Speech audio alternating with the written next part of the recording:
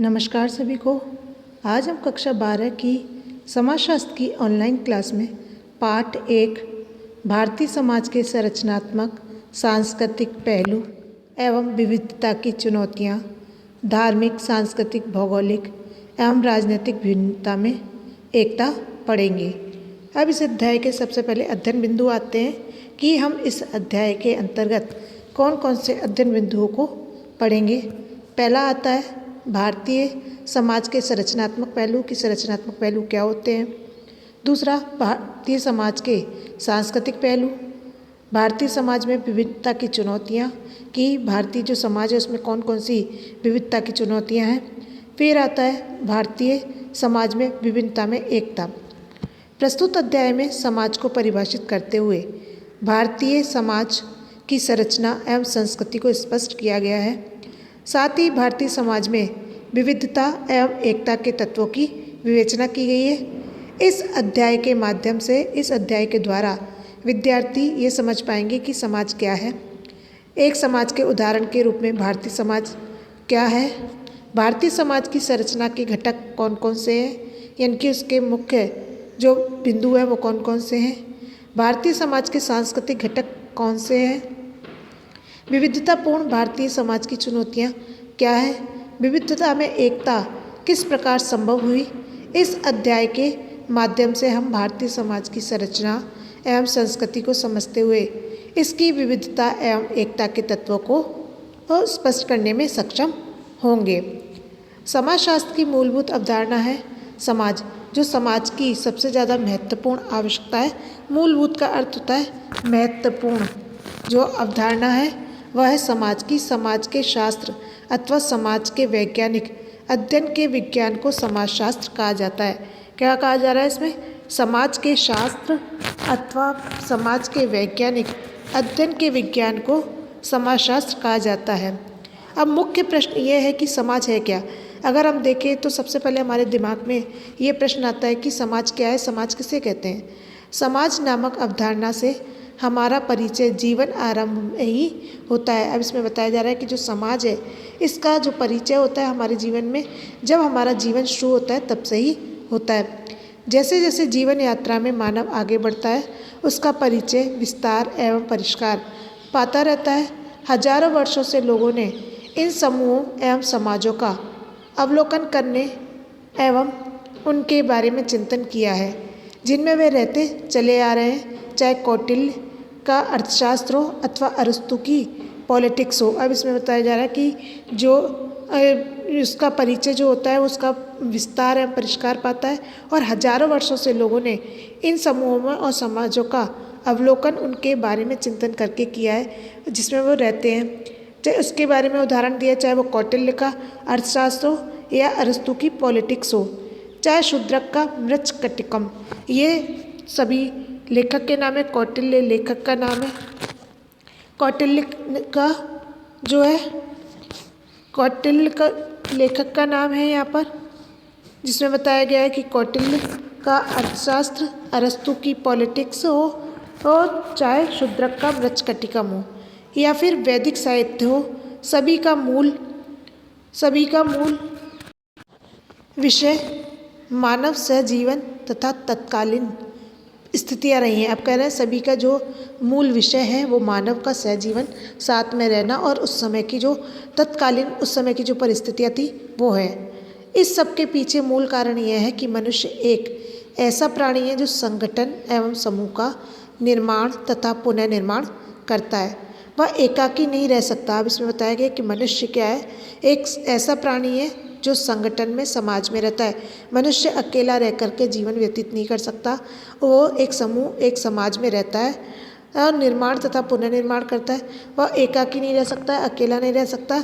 सामूहिकता मानव जीवन का आधार तथा सार है। अब इसमें बताया गया है कि सामूहिकता जो है वो मानव जीवन का आधार सार है। वह समूह से नियंत्रित व निर्देशित होता रहता है। समूह में जब मनुष्य रहता है तो वह उसके द्वारा नियंत्रित भी रहता है और निर्देशित भी रहता है, यानी समूह के व्यक्ति उस मनुष्य पर नियंत्रण भी रखते हैं और निर्देशित भी करते हैं कि वो किस तरीके से इस समाज में रहे या कार्यों को करे।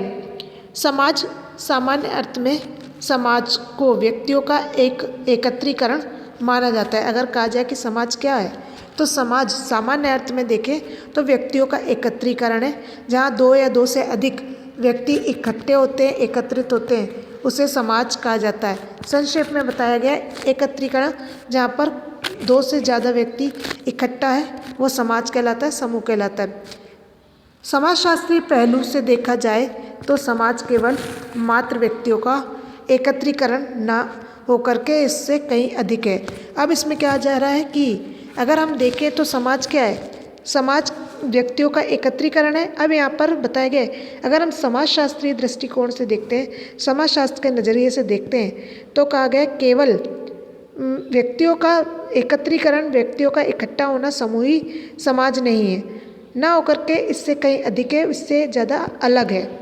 ये व्यक्तियों का ऐसा संकलन है, ऐसा समूह है जिसमें इनके मध्य सामाजिक संबंध हो, चाहे वह स्नेह हो, अपनापन हो, घृणा, द्वेष, प्रतिस्पर्धा, सहयोग। यानी कि इसमें कहा जा रहा है जो समाज है वो समाज व्यक्तियों का समूह है और व्यक्तियों का वो ऐसा संकलन है जिसमें व्यक्तियों के बीच में सामाजिक संबंध पाए जाते हैं, चाहे वो सामाजिक संबंध स्नेह के हों, प्रेम, घृणा, द्वेष, प्रतिस्पर्धा, सहयोग अथवा व्यवस्थापन आदि में से किसी भी प्रकार के हों, किसी भी प्रकार के हों। अब कहा जा रहा है यहाँ पर समाज एक ऐसा संगठन है जो मनुष्य की क्रियाओं को स्वतंत्र एवं सीमित, नियमित एवं निर्देशित करता है।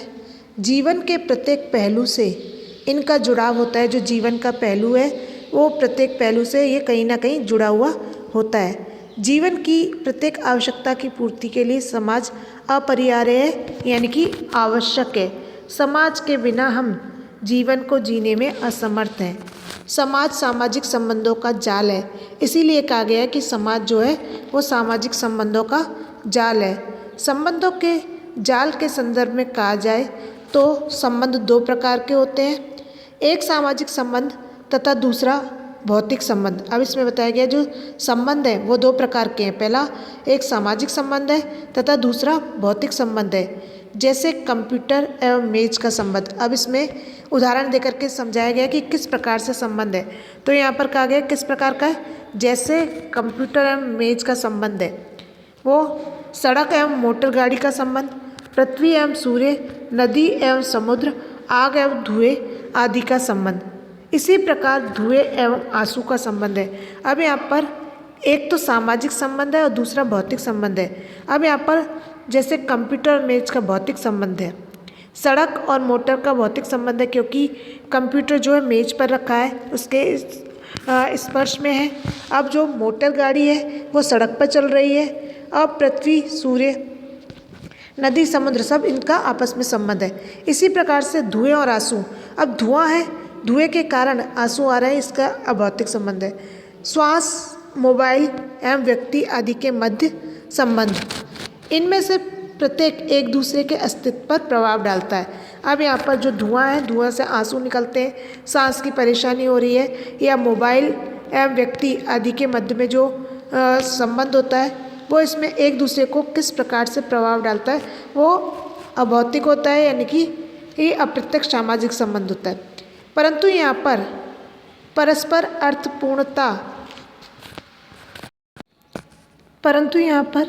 अर्थपूर्ण रूप से परिचित नहीं होते। इसमें पारस्परिक अनुभाविकता का अभाव पाया जाता है। अब इसमें कहा गया है कि ये जो है एक दूसरे से अर्थपूर्ण रूप से परिचित नहीं है, लेकिन इनमें जो पारस्परिक अनुभाविकता है उसका अभाव पाया जाता है, जिसके कारण इनके मध्य के संबंध सामाजिक संबंध नहीं बन पाते। मैकाइवर एवं पेज के अनुसार, अब इसमें मैकाइवर और पेज ने परिभाषा देकर के समझाया है कि कहा है कि समाज का अस्तित्व वही संभव है जहाँ सामाजिक प्राणी एक दूसरे के साथ इस प्रकार के व्यवहार करते हैं जो उनके पारस्परिक ज्ञान से निर्धारित होते हैं। ये मैकाइवर और पेज की परिभाषा है। उनका कहना है कि समाज का अस्तित्व जो है, उसकी पहचान जो है वहीं संभव है जहाँ पर जो प्राणी हैं वो सामाजिक एक दूसरे के साथ हैं, इस प्रकार से व्यवहार करते हैं जो उनके पारस्परिक ज्ञान से निर्धारित होते हैं। इस प्रकार निर्धारित सभी संबंधों को हम मोटे तौर पर देखें तो या कहें तो सामाजिक कह सकते हैं। अब इसमें होता है कि अगर हम इस प्रकार के जो सामाजिक संबंध हैं उनको हम मुख्य रूप से देखें तो वह सामाजिक कहे जा सकते हैं। सामाजिक शब्द व्यापक है।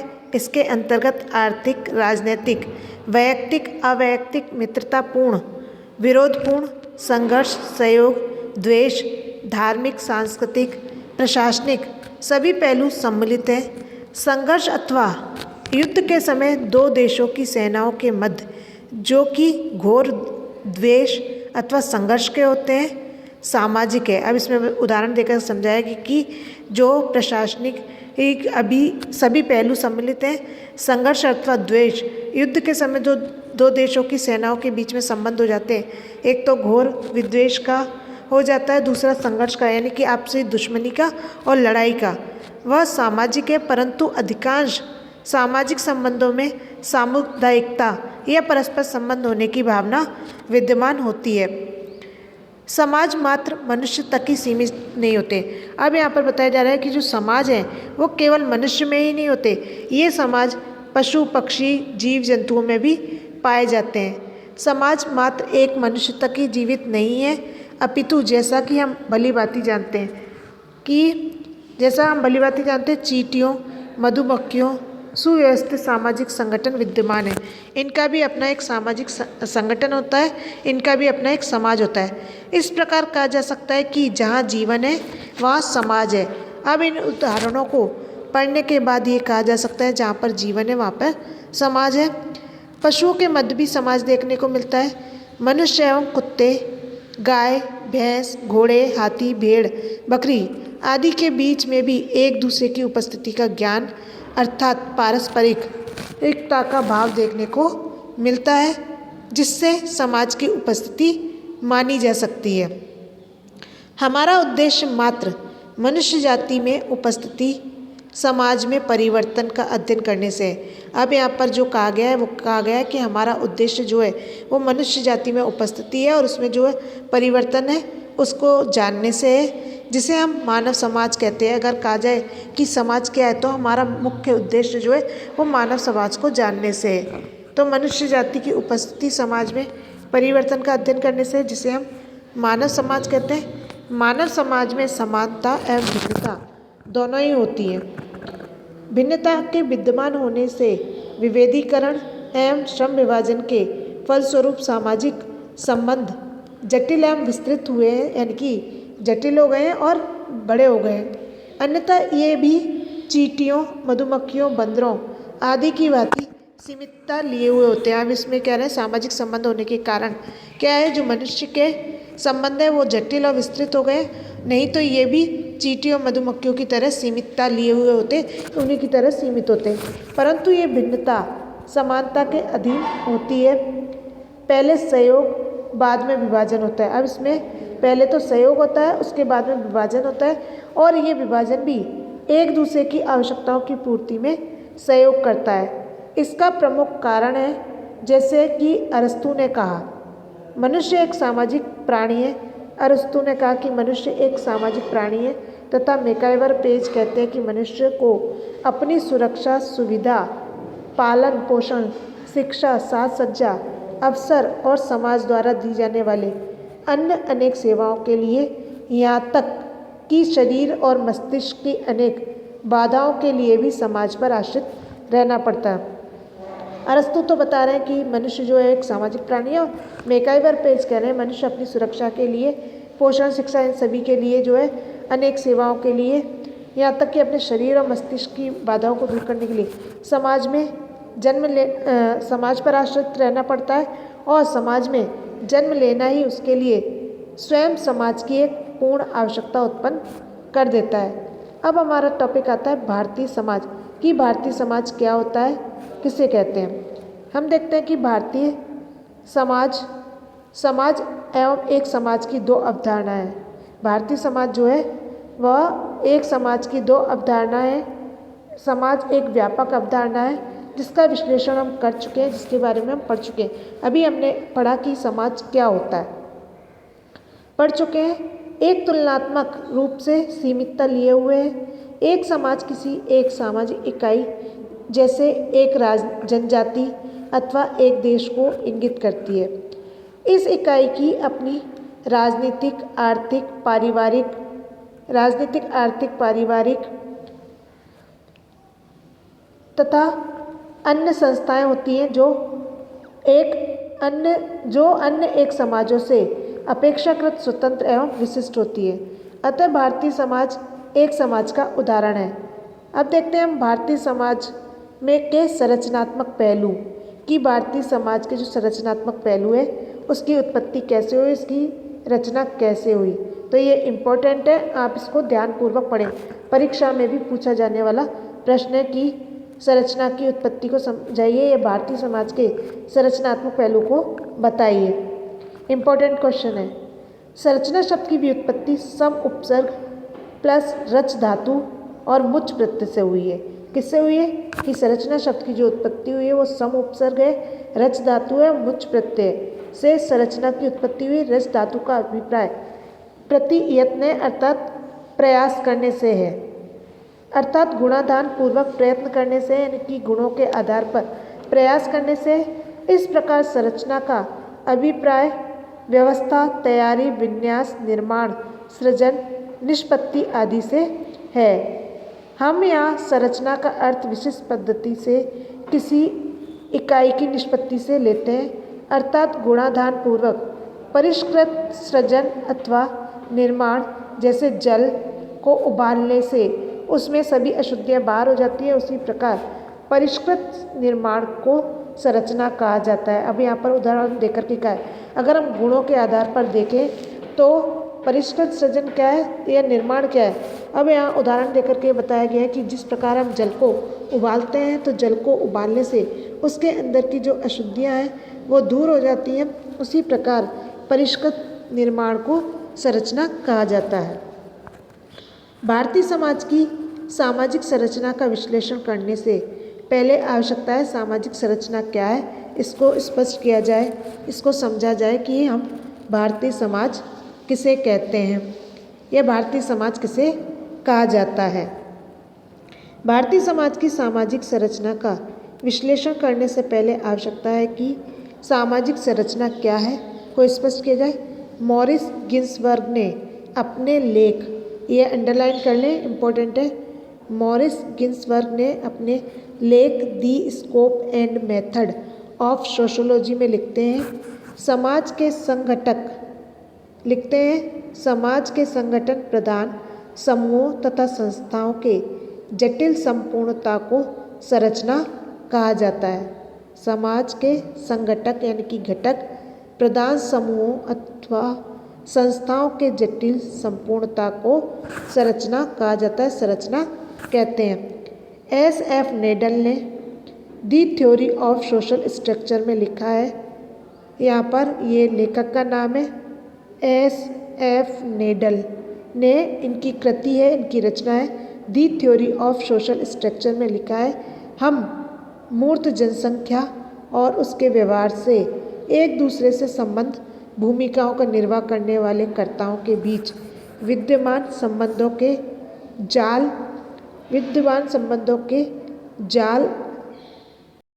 जाल अथवा व्यवस्था या प्रतिरूप की अवधारणा बनाकर समाज की संरचना तक पहुंच सकते हैं।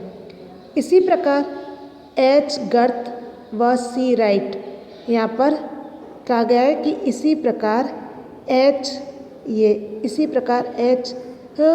गर्थ C. राइट मिल्स ने कैरेक्टर एंड सोशल स्ट्रक्चर में लिखा है, ये भी समाजशास्त्री का नाम है H. Gerth C. राइट। भूमिका की अवधारणा संस्थाओं की हमारी परिभाषा के आधार पर पद है। भूमिका वह इकाई है जिसके आधार पर हम सामाजिक संरचना के विचार का निर्माण करते हैं। उसी प्रकार संस्था वह इकाई है जिसके आधार पर हम सामाजिक संरचना की अवधारणा का निर्माण करते हैं। TV वॉटोमोर ने समाजशास्त्र समस्याओं एवं साहित्य की संदर्शिका में स्पष्ट किया है कि समाज की प्रधान संस्थाओं व समूहों की जटिल संपूर्णता को सामाजिक संरचना माना जाना चाहिए। संक्षेप एवं सार रूप में सामाजिक संरचना को स्पष्ट किया जाए तो कहा जा सकता है कि यह किसी समूह के आंतरिक संगठन के स्थायी प्रतिमान अर्थात समूह के सदस्यों के बीच पाए जाने वाले सामाजिक संबंधों का संपूर्ण ताना बाना होता है। इन संबंधों में सामाजिक क्रियाएं, भूमिकाएं, परिस्थितियां, संचार व्यवस्था, श्रम विभाजन तथा आदर्शात्मक व्यवस्था को सम्मिलित किया जाता है। सामाजिक संरचना को स्वरूप के अर्थ के रूप में प्रयुक्त किया जाता है। संरचना किसी व्यवस्था के स्थिर पक्ष को प्रतिबिंबित करती है। भारतीय समाज की संरचना में गांव, कस्बा, नगर, जनजातियां, कमजोर वर्ग, अन्य पिछड़ा वर्ग, अल्पसंख्यक आदि अंगभूत घटक हैं। इनका संक्षिप्त वर्णन निम्नानुसार है। अब जो है वो भारतीय समाज की संरचना में गांव, कस्बा, जनजाति ये सारे महत्वपूर्ण हैं। इनके बारे में हम संक्षिप्त में पढ़ेंगे कि गांव क्या होता है। गांव भारतीय समाज की संरचना का आधारभूत अंग है। बिना गांव के भारतीय समाज की कल्पना संभव नहीं है। कि हम कहें कि बिना गांव के हमारा भारतीय समाज हो सकता है तो इसके बिना हम इसकी कल्पना नहीं कर सकते। भारत कृषि प्रधान गांवों का देश है। भारत को क्या है, कृषि प्रधान गांवों का देश कहा जाता है। यह गांवों की कुल संख्या 6,40,867 है। भारत की कुल जनसंख्या जो है 1,21,08,54,977 है, जिसमें से 68.84% जनसंख्या ग्रामीण क्षेत्रों में तथा 31.16% नगरीय क्षेत्र में निवास करती है। गांव अथवा ग्रामीण समुदाय वह क्षेत्र है जहां कृषि की प्रधानता, प्रकृति से समीपता, प्राथमिक संबंधों की बहुतायत, कम आबादी, एक रूपता, स्थिरता, विभिन्न मसलों पर सामान्यतः सहमति आदि विशेषताएं होती हैं। भारत गांवों का देश है। यद्यपि विगत दशक में नगरीय आबादी बढ़ी है, यानी पिछले समय में जो है नगरों की जो आबादी है वो बहुत ज़्यादा बढ़ गई है। भारतीय गांव एक इकाई है। प्रत्येक गांव लोगों का एक समूह है। अब कहा जा रहा है जो भारतीय गांव है वो इकाई है और वहाँ पर गांव में लोगों का एक समूह है जो एक निश्चित भू क्षेत्र में बसा हुआ होता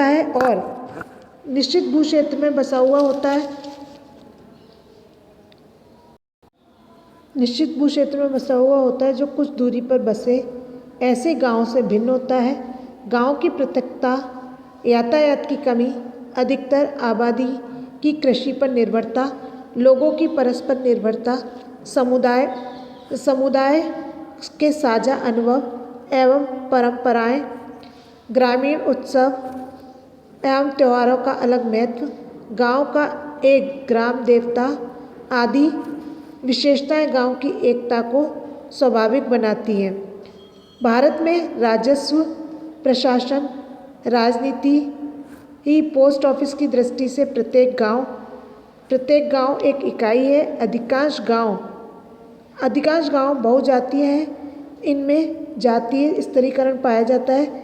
स्त्रीकरण में प्रत्येक जाति अपने स्तर को दूसरी जाति की तुलना में स्वीकार करती है। इस संबंध में सामान्यतः कोई विवाद नहीं होता है। प्रत्येक गांव में कोई ना कोई एक प्रभु जाति अवश्य होती है जो ग्रामीण व्यवस्था पर नियंत्रण करती है, अपना वर्चस्व रखती है। गांव में जजमानी प्रथा पाई जाती है। यहाँ पर जजमानी प्रथा कहा गया है कि कार्य के बदले व्यक्ति को मेहनताना ना देकर के उसके बदले कुछ धन या मूल्य दे दिया जाता था, उसे जजमानी प्रथा कहा जाता है। गांव में यानी वस्तु विनिमय जो होता था वो जजमानी प्रथा कही जाती कि एक काम को करवाने के बदले में उसको कोई वस्तु दे देना, वो जजमानी प्रथा पाई जाती थी, जिसमें विभिन्न जातियां एक दूसरे की सेवा करती हैं और गांव को आत्मनिर्भर बनाती हैं। यद्यपि नगरीकरण के प्रभाव से अब गांव में भी सेवा के बदले सेवा के स्थान पर मुद्रा के बदले सेवा का प्रचलन आरंभ होने लगा है। अब जजमानी प्रथा में क्या होता था कि सेवा के बदले सेवा हो जाती थी या फिर कोई मुद्रा दे दी जाती थी। अब यहाँ पर सेवा के बदले मुद्रा के बदले सेवा का प्रचलन जो है आरंभ होने लगा है। फिर भी गांव में अभी भी उद्ग्र एकता देखने को मिलती है, लंबवत एकता देखने को मिलती है। D.N. मजूमदार गांव को एक जीवन विधि का एवं अवधारणा के रूप में परिभाषित करते हैं। इस कारण गांव के सभी निवासियों की एक संगठित जीवन निधि, विचार, साझा अनुभव तथा संस्कृति होती है। प्रत्येक गांव का अपना एक इतिहास होता है जो प्राय उसके नाम के साथ जुड़ा हुआ होता है। गांव के नातेदारी संबंध आसपास के गांव में होते हैं। गांव की बेटियों का विवाह दूसरे गांव में होता है, जबकि बहुएं दूसरे गांव से आती हैं। परिवार की परंपराएं और मूल्य उनके साथ जुड़े हुए होते हैं। सभी गांव एक दूसरे से जुड़े हुए होते हैं। गांव में समानता के अधीन भिन्नताएं भी विद्यमान होती हैं। गांव में जातियों एवं उपजातियों के आधार पर मोहल्ले बने हुए होते हैं। उच्च एवं निम्न जातियों के व्यवहार, आय, जीवन शैली, आवास, आपसी संबंध, बोली, स्वच्छता, विचार, विश्वास में पर्याप्त विभेद पाया जाता है। विभेद भी पाए जाते हैं। वर्तमान समय में गांव उच्च एवं निम्न जातियों के परिवर्तन के दौर में है, जिससे ये विभेद सिमटते दिखाई दे रहे हैं, यानी कि कम होते दिखाई दे रहे हैं। इस सभी प्रकार की विभेदीकरण जो है विभेदीकारी विभिन्नताओं के होते हुए भी दीर्घकालीन सहजीवन के कारण एक दूसरे पर आर्थिक, धार्मिक, राजनीतिक आत्मनिर्भरता के चलते सहयोग एवं आदान प्रदान से गांव एक संगठित इकाई के रूप में दिखाई देता है।